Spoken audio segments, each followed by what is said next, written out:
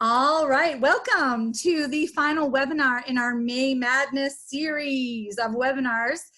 This has been a wild 6 weeks of webinars that have been hosted by SC-AMLE, and we are excited to be able to bring you today the man himself, Mr. Jack Berckemeyer. So I hope that you're ready for some giggles and some thinking here as we get ready to close out the school year and look toward opening next school year. This series has really focused on the needs that you all have said are the needs. So we've tried to answer specific questions and concerns about some of our really interesting populations of students, for example. So we've talked a lot in this series about our special education services students. We've talked a lot about students who are English language learners. And because this framework that we have, that we're living in, is not 100% great for everyone. And we know that. And so how can we make it better? I don't know that we can ever really make it ideal, but we've been talking a lot over the last 6 weeks about how to make it better. So I hope your pajama pants are loosened and you're ready for a laugh. I'm going to turn it over to Jack. Again, special thank you to SC-AMLE for hosting these webinars for us for the last 6 weeks. Please stay tuned at the end. So for some information about some upcoming professional development opportunities that will be available to you as well through SC-AMLE. During the session, I ask that everyone remain muted, and I'll be manning the chat box for any immediate needs. So just be aware of that. Anything else, you're welcome to drop in the chat if you have a question as we go, and I will make sure that Jack takes a look at it. Enjoy. Is it my turn now? Okay. Oh my goodness. Hi everybody. I know you're clapping right now. I can feel you all just so excited because here's the truth. I've really summed this up in a couple ways. You're either here because you're extremely lonely, or you're here because you need some laughter. So hopefully I will provide some laughter for you as we go through this process. But for those of you that know me, I love to give stuff away. And so here's what I've done. I have snuck into 4 of your homes and put a $100 bill under your chair. So if you want to look for that $100 bill, you just go ahead and keep looking for that $100 bill. All right, so unfortunately, I did not put $100 bills under anyone's chair, but if I could, I would have. I will tell you this, if you can follow me on any of the social media platforms, I would appreciate that. That includes Twitter, Facebook, and Instagram. I have been posting some maybe funny, I think funny things in regards to middle school kids in masks, and just international symbols for social distancing, and just some funny little things. So feel free to follow me on those.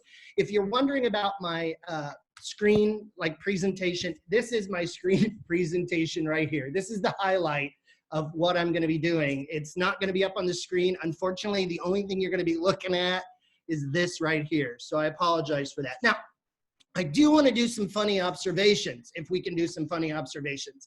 And if you can raise your hand or give me thumbs up, or if you are experiencing any of these things. And the first one was reminded to me by my good friend, Dr. Debbie Silver. And I know many of you know Dr. Silver. And she made a comment, and it is so true. How many of you, for the first time in your career, have realized that you finally now can go to the bathroom at any time you want? And that is such a relief, isn't it? That you can go to the bathroom any second, any moment, any time. And then what happens? There's no toilet paper. So we get a gift, and then it is taken away from us immediately as teachers. And when I did some Zoom, I crashed some Zoom faculty meetings, and I told teachers this, and you guys tell me if I'm right or wrong. How many of you wanted in the building at the beginning just to steal the toilet paper? Seriously, I would have gone in for a half ply, 1 ply, whatever it was. And if the principal caught me, I would have just said, it's for a project for kids. And so, because don't lie, we've all accidentally taken things from school. I don't know how this stapler got in my bag. I don't know how these markers ended up in my home. I don't know how these 14 reams of paper ended up in my trunk. I mean, these are things that, we just take for advantage. So I know many of you want to be back into schools just for the important products that are there. So that's the first thing I have realized. The second thing is this. How many of you are doing double duty? What do I mean by double duty? Is that you're teaching students, but you're also teaching your own children. Okay, serious as a heart attack. You deserve an award. Because how many of you, and anytime I go to gossip, and you need to do this, it's a new trend on Zoom. When you gossip, you lean into the camera and you gossip. Like, how many of you seriously have thought about putting your own children in boarding schools? Like seriously, you've thought, oh my God, this kid is a whack-a-damn doodle. And you're like, wait, it's my own child. Okay, here's the truth, is that I have two friends. One is a high school teacher, and the other one's a middle school teacher. And they told me, they said, you know what, Berckemeyer, my two children are the worst kids I've ever taught in my whole entire career. So we got to have some feeling here for not only the teachers trying to teach students, but their own children. And I think that's a big piece for all of us. And I think there's also a benefit, because how many of you, and this is vengeful, I admit it freely, but how many of you have done the I told you so dance at some point in time in regards to parents educating their own children, where you literally have been like, I told you so, I told you so. Because parents are now realizing that my kid doesn't like to pay attention, will not complete assignments, and is not pleasant. So I think that's been an advantage to us, and I'm going to talk about that in our little webinar today. So I know about the actual the actual I told you so piece. The next one that I've learned during this time is that how many of you wish that there was a real life mute button? Meaning, like, how many of you, you're in a meeting with a team or a colleague and they just won't stop talking? And don't you wish it was like a 30-second mute that just like stunned their vocal cords and they were like, they couldn't talk? Because that's been the best part of this whole experience, is you can mute, you can shut off the camera. I have mocked during a couple of webinars, like when I'm not on the camera. I mean, there's so many things you can multitask with. So those are things that Jack Berckemeyer has been thinking about in the day of isolation. And yes, I'm in a bunker in an undisclosed location. All right, so those are my kind of starting off thoughts. Now, I'm gonna get a little serious here, but I promise still funny. I have to admit, this is some trying times. This is extremely unique. It's something that I know for those of us that are a little older in education, we would have never thought this is how we would teach, or what it would look like for the closing of our school year. Like, we know that disasters happen, like potentially your school could have gotten a flood or a fire or a tornado. Like, those are things that we can rationalize, that we can see that potentially happening. To go from one day in your classroom to nothing the next day is a total sense of loss. And it's a loss about what the hell just happened. And many of you, I'm sure you've been thinking that. You're like, what happened? Like, how can things go from this to this with less than 24 hours notice? And that gives you a sense of loss. And I think that's what's so hard about this for us as teachers, is because one, we can't control it. And that's one of our biggest things, is we've got to control everything. That's who we are. That's why we are teachers, is because we want to be able to control everything. And this was beyond our control. And there are sad parts. There are sad parts. I genuinely felt bad for high school seniors and college graduates. I felt bad for them. But then part of me, I did not, because I don't know about you, but my graduation was boring. You know, it was horrible. They threatened parents not to shout and holler when their kid's name is called. They're like, this is a solemn occasion. You know, we need to be dignified. You know what? I did a post. Go get a pot and pan, scream and yell, holler for your baby because they just graduated from high school. Get them in a car, parade them around, honk, be loud, and let's celebrate. And isn't it funny that we hated 2.5-hour graduations, and now schools are really stepping up, and they've been doing 4 days of 10-hour graduations where kids have come in a stream so that every kid gets their diploma and their parents come with them. To me, that is awesome. What a great opportunity that they didn't have before. And so there is that sense of loss, but then there's ultimately some things that we have gained in this process as well. And I know for many of you, it's that issue of, but Jack, we didn't get to say goodbye to kids. We didn't get to, our classrooms. I don't know if any of you saw this picture. It was fascinating. It was a school that had over 1,000 kids. And literally in the auditorium, on the backs of the chairs were locker numbers. And kids were identified by number, not even by name. And they put all their materials in a bag. And that's how we got to say goodbye, is come pick up your bag. And so I know as a teacher that that is a sense of loss. And then I'm leaning in because that math teachers are like, but they didn't get all the curriculum. They're missing all of this curriculum. I didn't get to teach them. Listen to me carefully. I'm going to owe Disney money. Let it go. Let it go.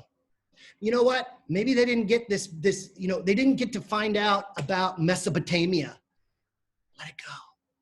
Because I guarantee you there's some things that our kids have been learning that aren't necessarily attached to a textbook right now.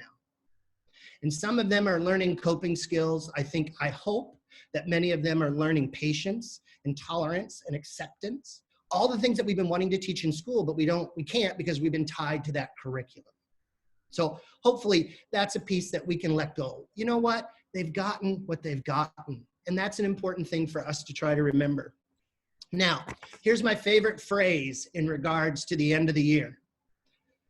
Well, Jack, it's the end of the year. Yeah. An end of the year is an event. School is about minutes and moments. I'm pausing so you can reflect on that. Think about it. Think of all the minutes and moments you had with your kids this year. But what we want to think about is that closing piece. That, well, we didn't get to do this. You're right, you didn't. And some kids didn't get to go to DC. There's a lot of things that stink about this whole entire process. But I'll tell you what, the first thing I'd be doing right now is letting your kids know, all of your students know, that what are some minutes and moments that we did experience together. I would probably spend 3 or 4 lessons here towards the end doing some fun things that they might have remembered that we did in class. That's what they're going to remember. They're going to remember going away for the rest of their lives. Our goal is to get them to remember things that happened before the end on March 17th or around that time frame. So what are those minutes and moments that you want your kids to, be mindful of and think about? The next thing that I think is important about closure is I think for the first time ever as teachers and even building administrators, I think this is one of your opportunities to show that we are human beings. And what do I mean by that? Is I'd be doing a video thank you. The first group that we have to thank is we have to thank some parents. For the first time ever, they might be on our side. And so a big thank you needs to happen for parents. One of my suggestions is either at the beginning of the school year next year, even later on, is can we do a drive-through PTO, PTA sponsored grab bag thank you gift for parents? Ask some of the local businesses to give out some coupons or freebies and put them in a bag and just something to say, we appreciate you. Because if you remember, the first line of heroes during this time were teachers, teachers, teachers, and now that has evaporated.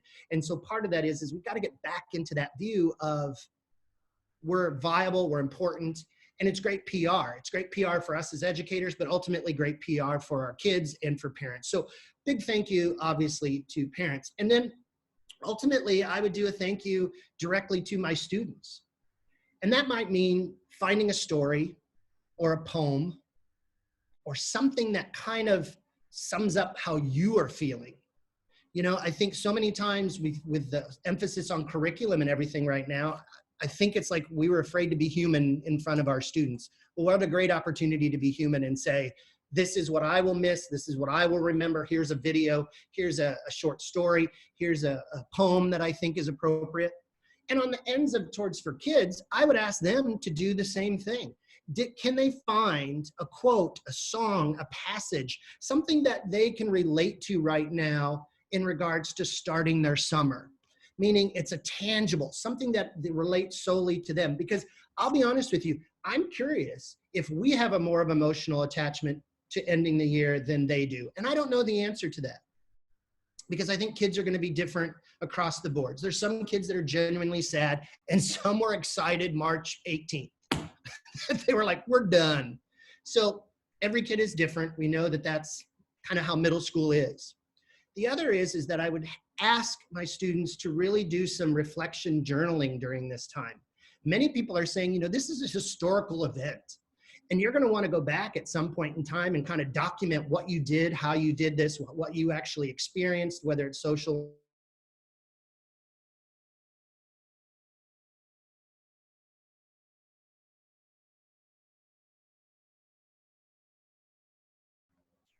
I think I got muted. You know what? And you guys, that was the most important part, and I refuse to repeat it. Oh, wait.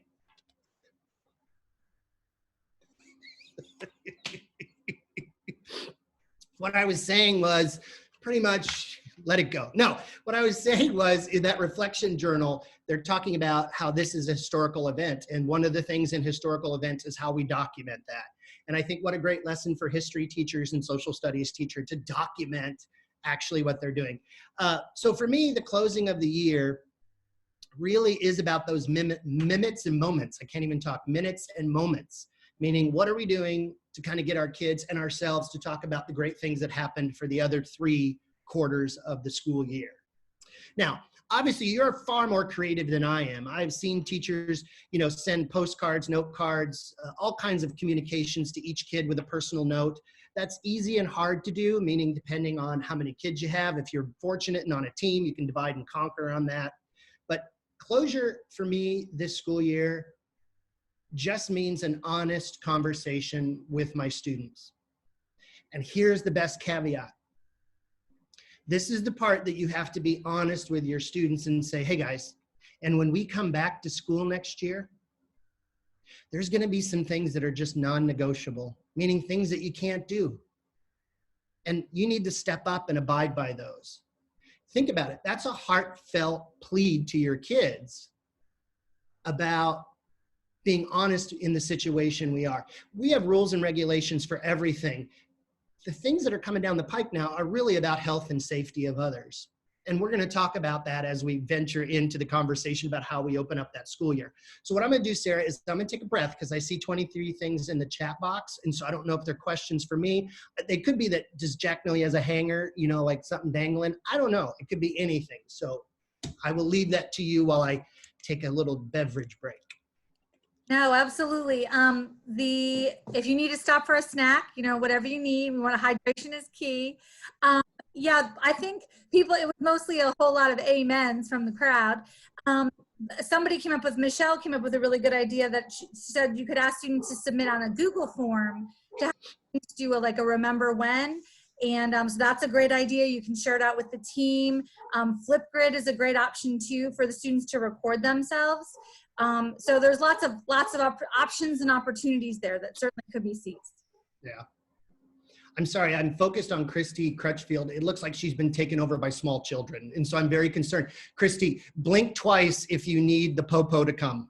Just let us know if you know, it looks like you're being wrangled by a child, Christy. I'm very concerned.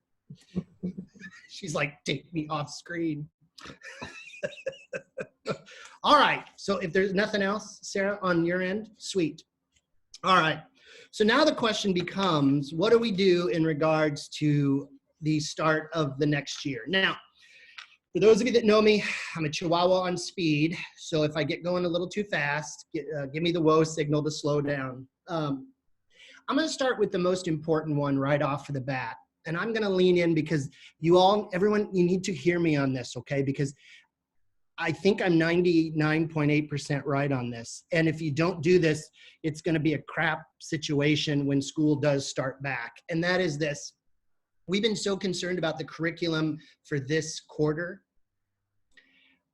I'll tell you what, I'd be looking at your curriculum for next semester. And you know what I'd be doing? I'd be preparing some lessons now, virtual recorded lessons now. Because here's the truth. Whether or not we go back 100%, we don't know. That's an uncontrollable bubble. But I will tell you this, there will be some parents, and you all know, hashtag whack-a-damn doodle, who will not want their children back in school for various reasons. Okay, fine. I'm not judging. I'm not saying that's right or wrong, but I guarantee you school districts are going to be holding us a lot more accountable to curriculum this next year than they did this year. And so that means I want to build an archive. I want to build as many lessons in that first semester as possible. Now, Christy, I'm going to call on you because you have children at home. If you have an opportunity to use your kids in any of these lessons and with them and videotape them, do it. Because what a great thing for kids to see that you have your own children, you're in your home. A friend of mine lives in a farm. Well, not in a farm, but she lives on a farm. And she did a whole entire thing on circumference and volume in the center of her silo. See, we're confined during the school year to a classroom. You are not now. You may be out hiking, you might be out doing something, and you're like, well, that would relate to a lesson I teach next semester. Fine, then videotape it, show it, build that archive. And here's the best part. Oh, I'm so excited about this. If you're fortunate enough to have like 4 6th grade math teachers or 4 6th grade language arts teachers, get on the phone, get on the Zoom, get in their face. And here's what we're going to do is we're going to look at that first semester curriculum and we're going to say, hey, here are 7 things that I love about that curriculum. And I'm going to do video lessons on these 7 things. If you do these 7 and you do the, okay, we have just made 28 lessons. And let's be honest, do we care who's going to deliver that instruction if they're in a virtual situation, if it's me or if it's one of my colleagues? We got, this is, you guys, I am so passionate about this because I know what's going to happen. We come back, if something does happen, next thing you know, schools are closed or it's kids half coming, half not. You're going to be going, how am I supposed to virtual teach and live teach at the same time? This may be our only time to really, truly be proactive. And you know what? Think about that curriculum that you think is really worth teaching in that first semester. Because let's be honest, some of it's not. You know, it's not. You know, and I think that's where you use your judgment as a department and you literally say, what is it we know we really want our kids to get? So besides, I think it also ties well into the issue of compliance. You know, if kids are not compliant to whatever those regulations are, you know, can you say, fine, you know, you get a day of homeschooling and you know the curriculum's there and online for those kids, so you know it's ready to go. How many of you are out sick certain days or have PD days? Well, boom, you've already created things for your subs. You've created opportunities that are lesson-based. And here's the best part. If you're on a team, start talking to your team about, are there thematic interdisciplinary things we can do in those lessons that are engaging, that basically tie in multiple subjects? And let's be honest, if I'm going to virtual teach, I'm going to double dip. What's double dip? We're going to look at an assignment that could be used in social studies and in language arts. MoveOn.org, let it go, give them a grade for both of those, let it go. Because we're so attached to our curriculum saying, well, no, they have to do this project. Fine, but does it relate to another subject where kids could get multiple grades out of one assignment? You know, this is our chance, people. This is our chance for us to really kind of change how we're doing things. And I'm gonna stop. Is there any question about that, Sarah? Because look, I got fired up and now I'm gonna need a nap. No, I think it's interesting that it seems that someone posted a question and the question kind of more or less fits into, is the other side of what you're talking about here. So if we can get our head around the curriculum piece of this moving forward, how do we handle the getting to know you part of it that was in our back pocket when we left school? Yeah. It won't be in the fall. Yeah, the how to get to know you piece, I actually have some stuff on that, how to introduce yourself before school starts and some of that stuff. So I promise it's coming down the pike. I just wanted to start with the one I'm most passionate about. And absolutely. And what it's really about is I'm just telling you, you know, my heart breaks for teachers because we're overworked, underpaid, underappreciated, and we're tired. And I'm just knowing that this is going to come down the pike and we're all going to go, I can't do it. And I get it. I get it. So with that, here's some other things that I would be doing at the beginning of the school year, which ties into that question. And that is, I would literally, if you can get back in the building, do a video tour of your classroom. and say, look, this is my classroom, this is my environment, and talk to students about one of the things that I really like in my classroom is that we are able to talk and share. And that may mean we're not in each other's face any longer, but here's what talking and sharing will look like in my classroom. So they can virtually see that classroom. Think about it. We should be gone are the days where the kid arrives the first day, they go into every single teacher's classroom, they get the expectations, they get the rules from every different teacher, every different, no. You could do that together as a team, individually, departmentally, where it's a welcome. And like I said, tug on the heartstrings of children and parents. In fact, one of the things is once you know which kids you have next year, ask to do a live Zoom meeting with parents and kids. And literally say, parents, we need your help. You know, we got to figure out what social distancing looks like, meaning, you know, this is just the way it is in our school. This means, kids, you cannot cough in a teacher's face and think it's funny. How many of you know kids would be like, you know, this is your opportunity to do this ahead of time before kids actually enter our building. Oh, yeah, so I'm sorry, I'm looking at my PowerPoint. So the next one for me is, like I said, what are those non-negotiables? I would literally sit down, if you're on a team, this works out great, to literally say, there's gonna be some things that are non-negotiable, meaning we can't argue them because they're gonna be mandates, they're gonna be whatever they are. I'll give you the example of masks, and this is not meant to get anybody fired up, but what do you do if the school district requires that all students wear masks? And then you have teachers who philosophically say, well, I think it's stupid and they shouldn't have to wear masks. Okay, that's an example of a non-negotiable, meaning whether you philosophically agree with it or not has nothing to do with it. For some reason, this is something that we're going to do. So how do we all get on the same page as teachers to say this is something that's non-negotiable? Again, it's not about your philosophical beliefs, it's just about the mandates that some of us will have in regards to when we go back to school. The other is that I would start making a list. If you're a current 6th grade teacher and you know those kids are going to 7th grade, I'd start making a list of kids that you think are going to need a slow return back into school. And that may mean that there are teachers 4, 5, 6, 7, 8 days before school opens back in that school, reintroducing kids to the building, reintroducing kids to classrooms, reintroducing kids to the noise of school. That's something we're not thinking about. School has a pulse. It has a vibe. For those of us that live in the West, before snow comes, the vibe is intense. Before you guys get ice storms, the snow, it's intense. You can feel it, right? So the issue is that how do kids react to that? And I would start making that list of kids that you know are going to struggle, because I'm going to tell you right here, right now, if we do a full release of wildebeests, we're in trouble. You're going to have kids sitting in corners rocking back and forth because of sensory overload. And these are normal kids. These are kids that don't have IEPs. They don't have 504s. They don't have C3POs, R2D2s, STDs, whatever the acronym of the day is. These are just normal kids that are going to have a breakdown. And you know what? I'm going to lead that right next into the next group that might need some more time coming back into the building, and that is teachers. I've talked to more teachers that are fearful about going back because they have gone from a quiet place to an intense place.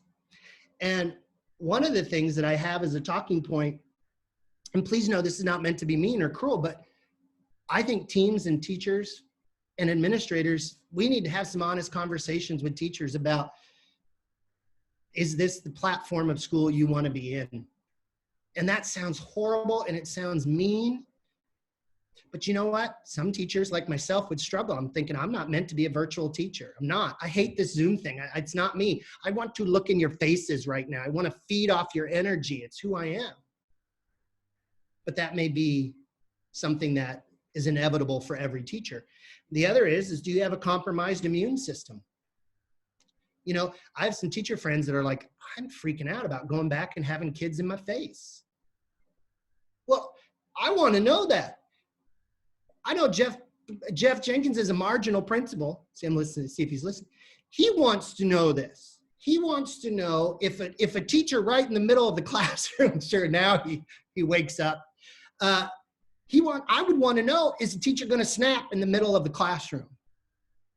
Instead of reacting to it, let's be proactive. So those are things that I would have a conversation about before we return back to class. Whew.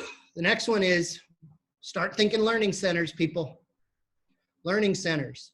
Learning centers can be done with individual kids in individual cubicles for X number of minutes where they can rotate from place to place to place, which will help with some distancing, which will ultimately help with instruction, which ultimately is perfect for how our middle school kids learn. Imagine 5 or 6 units set up in that classroom where kids can rotate, even in groups of 2 or 3 or whatever it will be allowed. And then maybe you with a group of 5 in front of you. You know, there are so many means of delivery of instruction nowadays.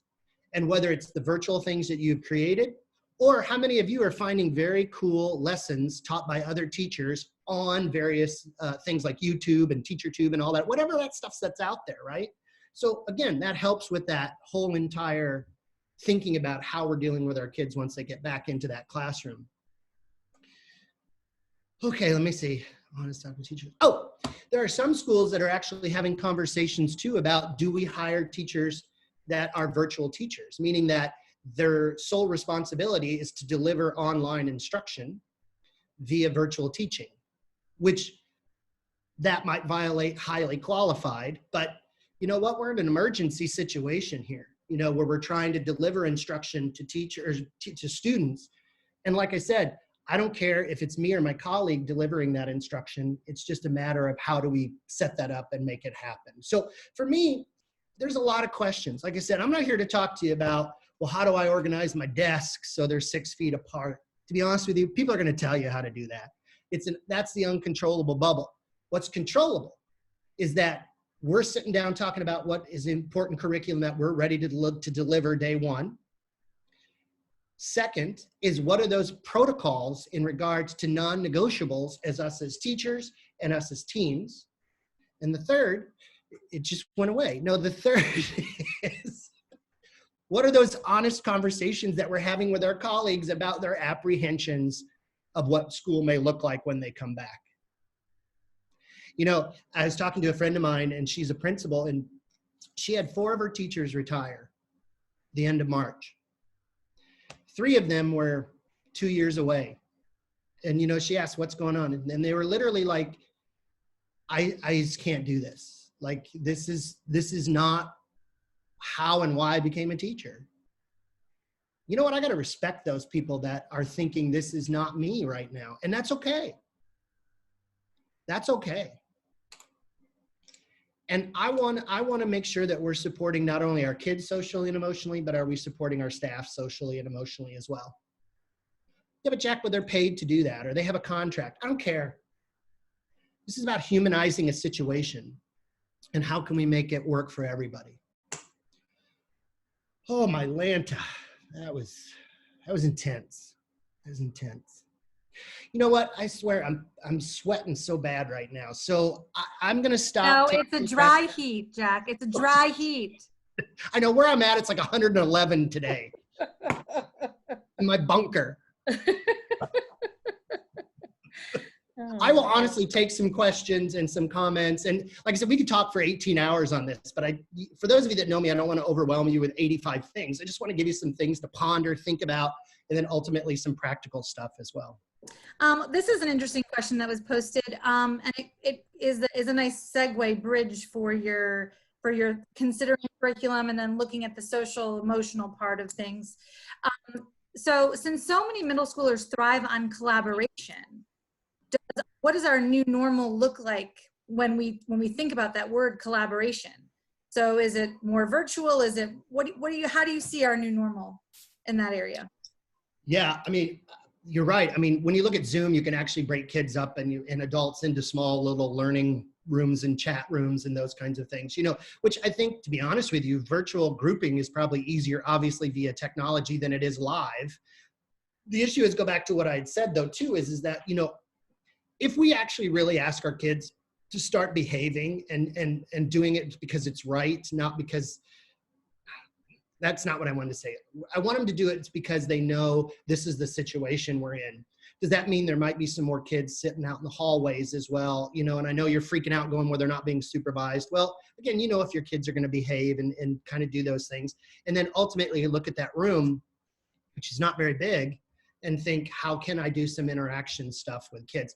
The other is that, are there things that can be used on the wall? For those of you that ever see me do the paper plates, where kids actually spell out an answer using paper plates, during my alone time, I was imagine putting all the letters of the alphabet up on these paper plates on the wall and asking kids a question and having them go with a pointer and point to the letters and spell out the answer. You know what I mean? Which again, multiple kids could do that. Long pointers gives them a little bit of distancing. Not everybody's touching.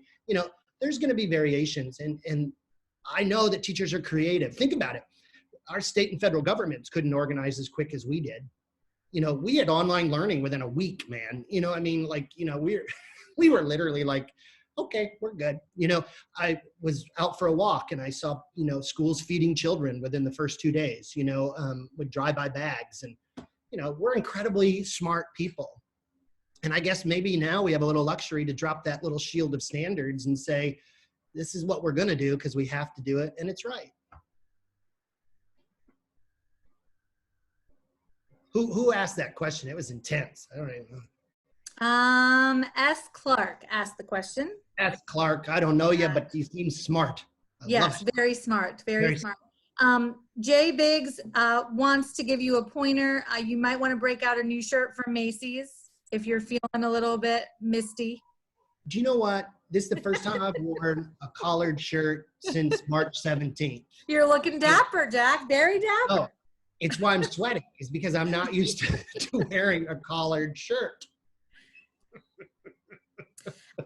Well, this one was interesting that just came in too. So the person, I don't know if it's she, or he, I don't know. But okay, so M.W. Elliott says, always think from the perspective of what is right for kids.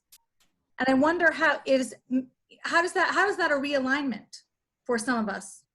Well, it's not. We've always had that belief about what's right for kids. But what's actually interesting is that I'm going to say now it's about 50-50, because we also have to think about what's right for teachers in this situation as well, because we're ultimately the ones delivering that instruction. It's why I want principals to be very creative, is to literally say, are there some teachers that maybe would teach half day with children live, but the other half would be doing virtual lessons?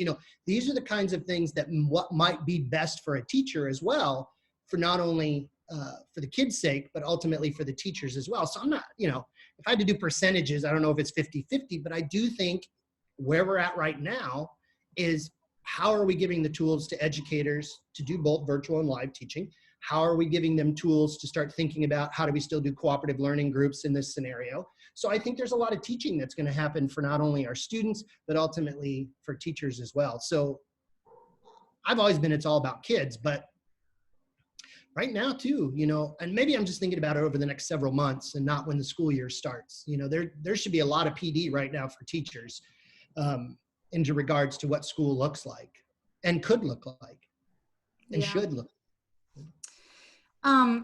Julie Marlowe brought up a point and just said, I think a lot of our teachers are really stressed out about what it will look like in the fall, because not for reasons, in addition to, I should say, all of the reasons that you just talked about, but a lot of our teachers have kids at home too. And what will it look like? And how do we deal with that situation? It's that, what I told you about, the people that I feel the most for are the people that are trying to teach students, but teach their own children. Mm-hmm. That goes back to that conversation that principals and teachers need to have. Are there variables of when a teacher may work throughout the course of the year? Are there variables of that?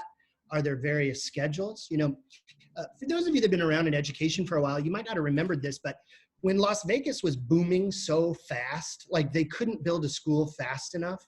Do you guys know that they started schools in many buildings at 7 a.m. and it finished at 7 p.m.? Meaning a lot of their schools were on multi-tracks, where kids either came in the morning or in the afternoons, and meaning so did their staff. And they did that, one, because they needed to house X number of kids, and two, because they couldn't build enough schools fast enough. And it's almost like we have to start looking at, are there models out there? And I'm getting ready to submit an article with Kim Campbell and Debbie Silver, Deidre Stafford, and we put in there a whole entire thing about now is the time to start getting the pulse of your community. Everyone is doing surveys, I get that, but we need to ask some really blunt questions on comfortability comfortability of parents bringing their children back to school, because this may have a huge impact in what class sizes look like, what enrollment looks like. You know, are some people going to say, nah, I think homeschooling is what I really want to do now? You know, there's a whole conversation about even parents in the business field that may want to work at home more often. You know, so we will unfortunately be the tail end of all of that, meaning we can't control that. We'll get what's left over. But again, I would start those conversations now.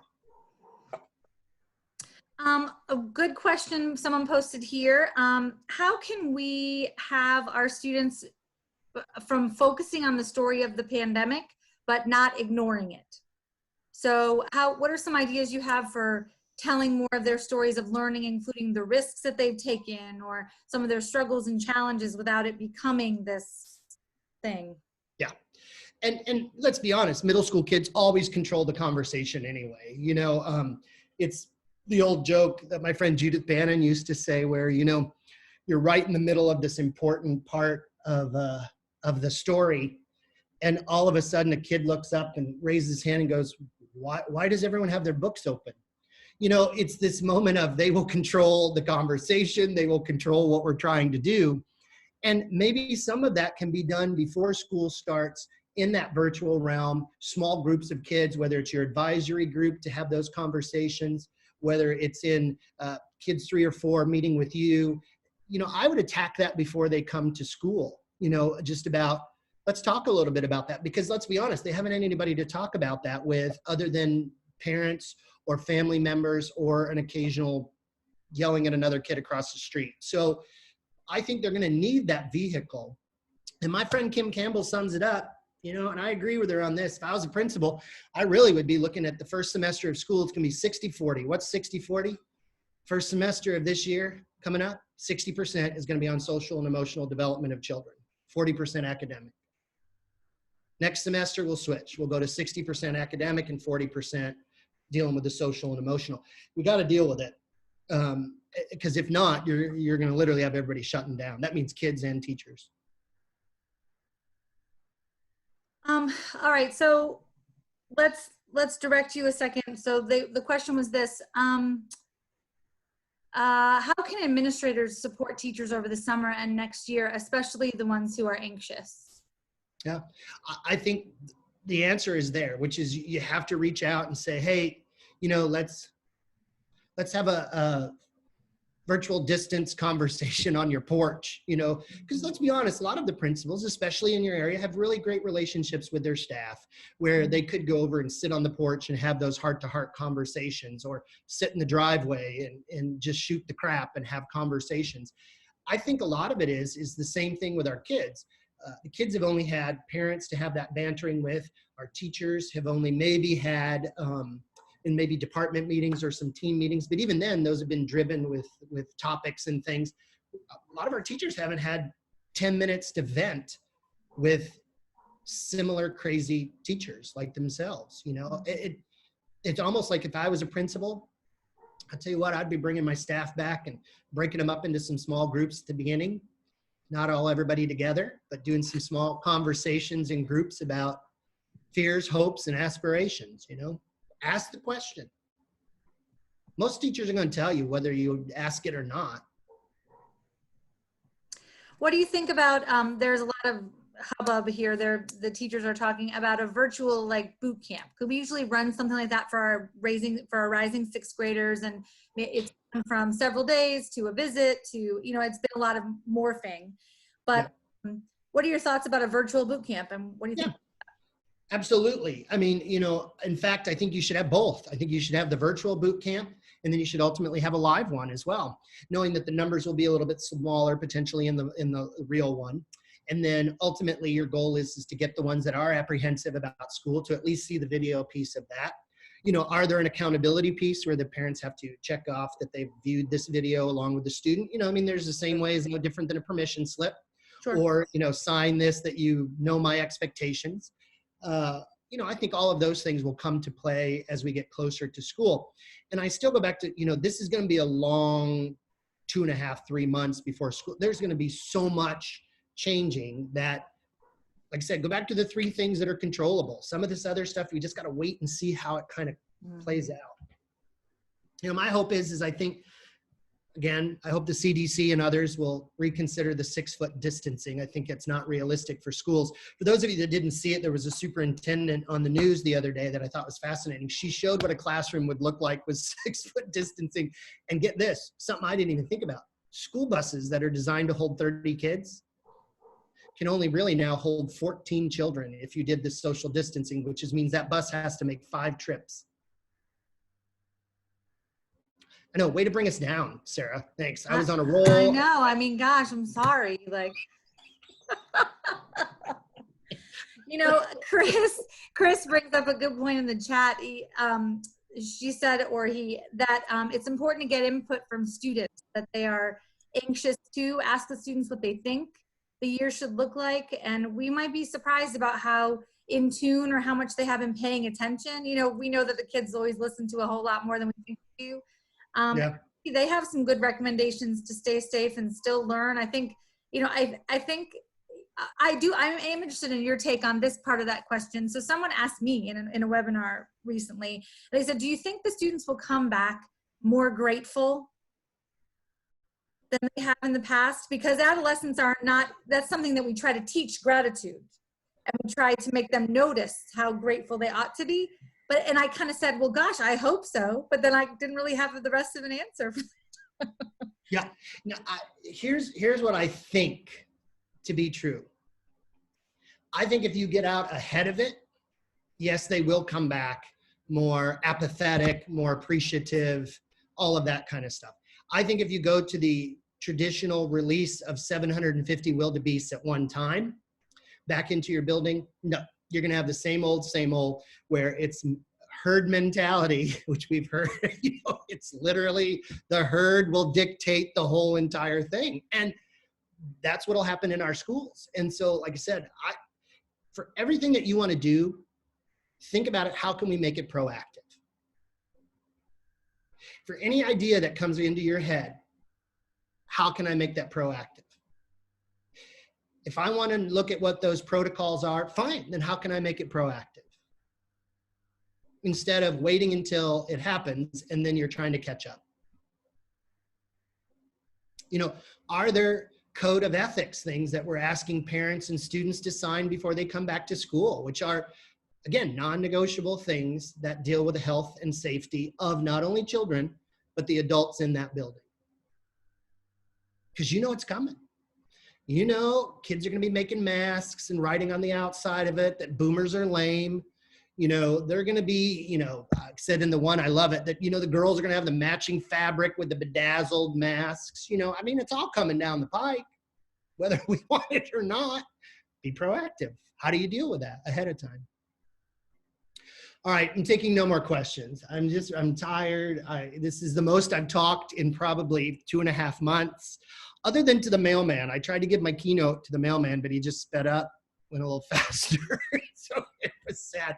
And I want you to know, I literally, every day I type in my keynote because I'm afraid I'm going to forget it. Like literally, that's my biggest fear, is I'm afraid that I'm going to forget my sessions and my keynote stuff. So I'm literally trying to archive it as we speak. So, but I'm thrilled to do these.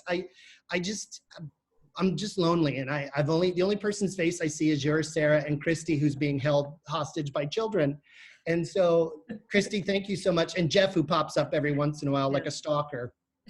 So, but if there is anything pressing, let me know. But okay, so one last question, Jack. Okay, so again, someone commented, I think we underestimate the mental and emotional impact from this season.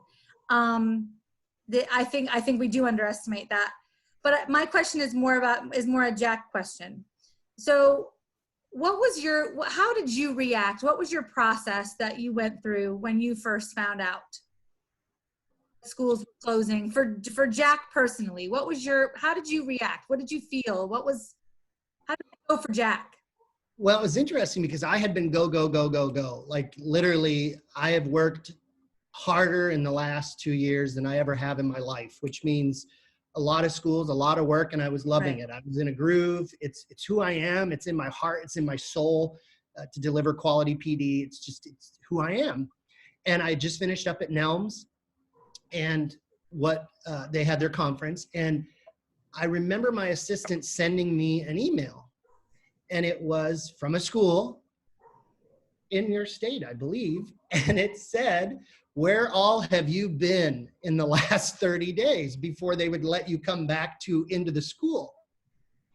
And that was the moment I was like, this is no bueno. This is no good. Meaning like, this is literally bigger than me and bigger than everything. And so starting on that day, you know, I tell everybody this is a true story. I am officially unemployed. You know, I don't have a teacher's salary, so I panicked about that, you know, about my livelihood, my income. You have those moments, your chest starts to beat out of, you know, I was lucky. I give all kudos and credit to the government who allowed me to get a PPP loan, which allowed me to kind of keep paying myself for the next couple months. But to be honest with you, I needed the rest. I was tired, like tired. And I think I slept for a good 3 weeks, like just literally hibernated, slept.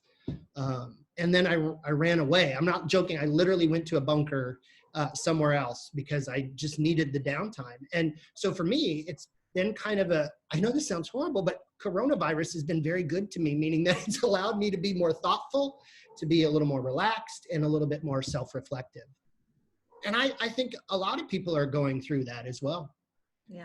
And things that are valuable to me. And next year, I'm going to work more closely with one school district, kind of stay in one area a little bit more, which I've never done.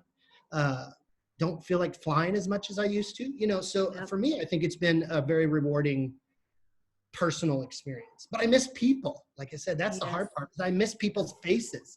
And then you go to the grocery store, you can only see half of their face. And so, I don't know, it's weird.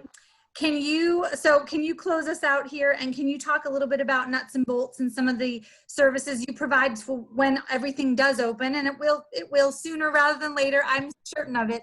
I want to make sure that people know what you have to offer, because it's really high quality stuff. I did a video when I finally had to decide that we weren't going to do nuts and bolts symposiums, which happens in the summer, because it's so hands-on that if someone would have gotten sick, I literally would have been heartbroken. I would have been devastated. I don't think I would have recovered from something like that, not financially, but mentally. Sure. And so obviously, you know, we're all about good quality professional development. I still been working with schools virtually, which a lot of team meetings. I enjoyed sabotaging some faculty Zoom meetings. Those were so fun for me to just pop up, and you could literally see people's faces go, oh my God, it's Jack Berckemeyer, you know, and I'm thinking, you know, I'm not like some celebrity, you know, who's going to read you a book, but it was cool. It was heartwarming, and that made me feel good. And honestly, follow me on the social media stuff. I get bored and I post random crazy things, little small videos that are like 54 seconds long and stuff like that. So that's the best way to follow and keep engaged, is all the social media aspects. Awesome. And happy birthday to your dad. Thank you. Yes. On the news, that was super exciting. I was able to coordinate. My dad turned 98 and the local news covered it, and it was really sweet. And it was great. Memorial Day, he's a World War II veteran, 20 years in the Navy, and his birthday was on the 22nd. So it was like all of the elements came together, and it was awesome. And he looked fantastic on the news. He looked fantastic with his video outtakes were hysterical. My brother was videoing. My dad can't hear well. And so you hear the reporter saying, so how does it feel to be 98? And there's a pause, and my brother's in the background going, how does it feel to be 98? I love that. I love that. There's random stories. Hey, everybody, stay healthy, stay wealthy and wise. If you can't, at least be 2 out of 3 of those. That's all I ask. Absolutely. 2 out of 3 is a winner. All right, ladies and gentlemen, thank you so much for your attention today. And thank you to Jack. Make sure, please give him a round of applause. And I will send. Thank you, Christy. Thank you, Christy. I'm glad your hostage negotiations. Yeah, no, she looks like she has been released. Christy's been released. If you want to drop a thank you in the chat to Jack, I'll make sure he gets it. So thank you so very much for joining us today. Please make sure you check out our website at www.SC-AMLE.org. We have t-shirts for sale and all kinds of other fun things. If you want to show off your pride and your allegiance in SC-AMLE, make sure to follow Jack Berckemeyer on Facebook and Twitter and Instagram. I don't know if he's on it. I'm sure he's on Instagram. He seems like an OG-IGer. Yeah, okay. Okay. All right. So please make sure you follow Jack and us. on all the social media platforms for all the latest. And we even have an aloha from Hawaii, Jack. Woo woo! Yep. All right. Awesome. All right. Well, thank you all so much. And please make sure that you stay safe and stay healthy, and be on the lookout for additional material coming up for the summer. We will be holding some additional professional development throughout the summer. So please make sure you stay connected so you know what's coming up. Thank you all so very much.